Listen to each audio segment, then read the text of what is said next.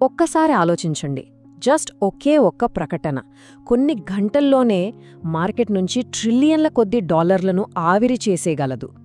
ఒక్కోసారి ఒకే ఒక్క పేరు మొత్తం ఫినాన్షియల్ వరల్డ్ని తలకిందులు చేయడానికి సరిపోతుంది. గోల్డ్, సిల్వర్ మార్కెట్లలో సరిగ్గా అదే జరిగింది. -30%, అంటే 30%. ఒక్కరోజులో వెండి ధర అంత దారుణంగా పడిపోయింది. అది దాని మ్యాక్సిమం లిమిట్ వరకు. 1980 తర్వాత ఒకే రోజులో ఇంత పెద్ద పతనం ఇదే మొదటిసారి. ఇది కేవలం ఒక నెంబర్ కాదు, వేలాది మంది ఇన్వెస్టర్ల ఆశలను కూల్చేసిన ఒక ఫైనాన్షియల్ సునామీ అన్నమాట. అప్పటికే తమ కష్టార్జితాన్ని ఈ విలువైన మెటల్స్లో ఇన్వెస్ట్ చేసిన ఎంతోమంది కొత్త ఇన్వెస్టర్లకు ఈ క్రాష్ అనేది వాళ్ల జీవితంలో ఒక పెద్ద పీడకలలా అనిపించింది. వాళ్ల కలలన్నీ కళ్ల ముందే కరిగిపోయాయి. వాళ్ల ఇన్వెస్ట్మెంట్స్ ఆవిరైపోయాయి. ఇంతకీ ఈ పతనానికి అసలు కారణమేంటి?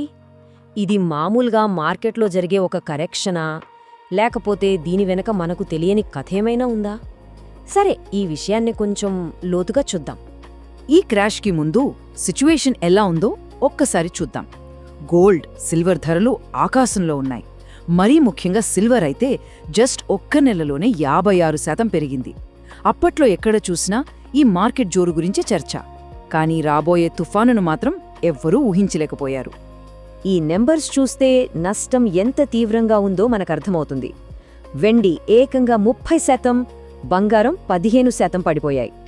ఓవరాల్గా ఈ ఒక్క ఫైనాన్షియల్ షాక్తో విలువైన లోహాల మార్కెట్ నుంచి దాదాపు $7 ట్రిలియన్, అంటే $7 ట్రిలియన్ తుడిచిపెట్టుకుపోయాయి. ఇది ఊహించడానికే కష్టంగా ఉంది కదూ? ఈ ఫైనాన్షియల్ క్రాష్ని పూర్తిగా అర్థం చేసుకోవాలంటే మనం అమెరికా ఎకనామీలో జరుగుతున్న ఒక పొలిటికల్ ఫైట్ని అర్థం చేసుకోవాలి. ఇది ఇద్దరు పవర్ఫుల్ వ్యక్తుల మధ్య జరిగిన ఒక పెద్ద ఘర్షణ కథ. ఓవైపు అప్పటి ప్రెసిడెంట్ ట్రంప్. ఆయన తన పొలిటికల్ మైలేజ్ కోసం ఎకానమీకి బూస్ట్ ఇవ్వాలనుకున్నారు.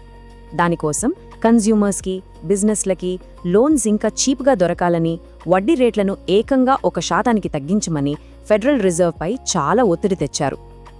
ఇక రెండో వైపున ఉన్నది అప్పటి ఫెడ్ చైర్మన్ జెరోమ్ పావెల్. ఆయన మాత్రం ఈ పొలిటికల్ ప్రెషర్కి అస్సలు లొంగలేదు. ఫెడరల్ రిజర్వ్ అనేది ఒక స్వతంత్ర సంస్థ, అది రాజకీయ ఒత్తిళ్లకు లొంగకూడదని గట్టిగా వాదించారు. అంత దారుణంగా వడ్డీ రేట్లు తగ్గిస్తే ఇన్ఫ్లేషన్ కంట్రోల్ తప్పిపోతుంది, లాంగ్ రన్లో ఎకానమీకే పెద్ద దెబ్బ తగులుతుందని ఆయన బలంగా నమ్మారు. ఈ గొడవను అర్థం చేసుకోవాలంటే ముందు ఫియాట్ కరెన్సీ గురించి తెలియాలి. అమెరికన్ డాలర్ ఒక ఫియాట్ కరెన్సీ అన్నమాట. అంటే ఆ నోటు వెనుక బంగారం లాంటి భౌతిక ఆస్తి ఏదీ లేదు. ఈ కాగితానికి విలువ ఉంది అని ప్రభుత్వం చెప్పడం వల్లే, అందరం నమ్మడం వల్లే దానికి విలువ. ఒకవేళ ప్రజలు ప్రభుత్వం మీద, ఎకానమీ మీద నమ్మకం కోల్పోతే వాళ్ళ సంపదను కాపాడుకోవడానికి వెంటనే గోల్డ్, సిల్వర్ వైపు పరుగురు పెడతారు. ఇక కథ ఇక్కడే ఒక పెద్ద టర్న్ తీసుకుంటుంది. జెరోమ్ పావెల్కై కోపంతో ప్రెసిడెంట్ ట్రంప్ నెక్స్ట్ ఫెడ్ చైర్గా కెవిన్ వార్ష్ అనే వ్యక్తి పేరును సడన్గా ప్రకటించారు. ఈ ఒక్క అనౌన్స్మెంట్ చాలు మార్కెట్లో పెను తుఫాన్ రేపింది. అయితే ఇక్కడే అసలు ట్విస్ట్ ఉంది. కొత్త ఫెడ్ చైర్ వడ్డీ రేట్లు తగ్గిస్తారని, దాంతో డాలర్ బలహీనపడుతుందని మార్కెట్ మొత్తం అనుకుంటోంది.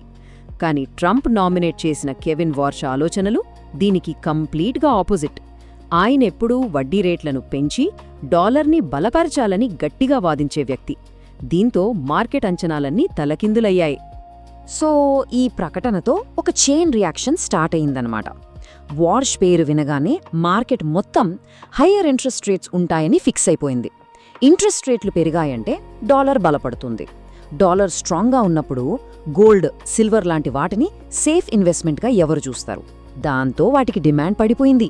ధరలు కుప్పకూలాయి. చూసారా, ఒక్క పేరు, జస్ట్ ఒకే ఒక్క పేరు మార్కెట్ డైరెక్షన్ మొత్తాన్ని ఎలా మార్చేసిందో.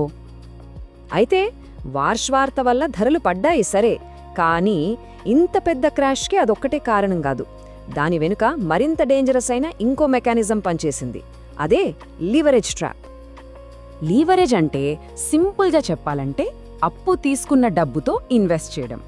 ఇది ఒక ఫినాన్షియల్ మ్యాగ్నిఫైయింగ్ గ్లాస్ లాంటిది. లాభాలను ఎలాగైతే ఎన్నో రెట్లు పెంచుతుందో అలాగే నష్టాలను కూడా ఊహించనంతగా పెంచేస్తుంది. పరిస్థితిని మరింత వోలటైల్గా మార్చేసింది ఇదే. ఒక ఉదాహరణ చెప్తాను. మన దగ్గర 1,00,000 రూపాయలుంటే బ్రోకర్ దగ్గర 9 లక్షలు అప్పు తీసుకుని 10 లక్షలతో వెండి కొన్నామనుకుందాం. ఇప్పుడు వెండి విలువ 10% పడితే మన సొంత పెట్టుబడి అయిన 1,00,000 మొత్తం పోతుంది. అప్పుడు బ్రోకర్ ఫోన్ చేసి ఇంకా డబ్బు కట్టండి, లేదంటే మీ వెండిని అమ్మేస్తాం అంటాడు. దీన్నే మార్జిన్ కాల్ అంటారు. ఇది ఒక చిన్న నష్టాన్ని పెద్ద పతనంగా మార్చే ట్రిగర్. సరిగ్గా అదే జరిగింది. వార్ష్ న్యూస్ వల్ల ధరలు కొద్దిగా పడగానే లివరేజ్ తీసుకున్న ట్రేడర్స్కి మార్జిన్ కాల్స్ రావడం మొదలయ్యాయి. వాళ్లు తప్పనిసరి పరిస్థితుల్లో అమ్మడం మొదలుపెట్టారు. ఈ సెల్లింగ్ ప్రెషర్తో ధరలు ఇంకా పడిపోయాయి. ఇది ఇంకొంతమందికి మార్జిన్ కాల్స్ వచ్చేలా చేసింది. అంతే, ఒకరి తర్వాత ఒకరు. అదొక డామినో ఎఫెక్ట్లా మారిపోయింది.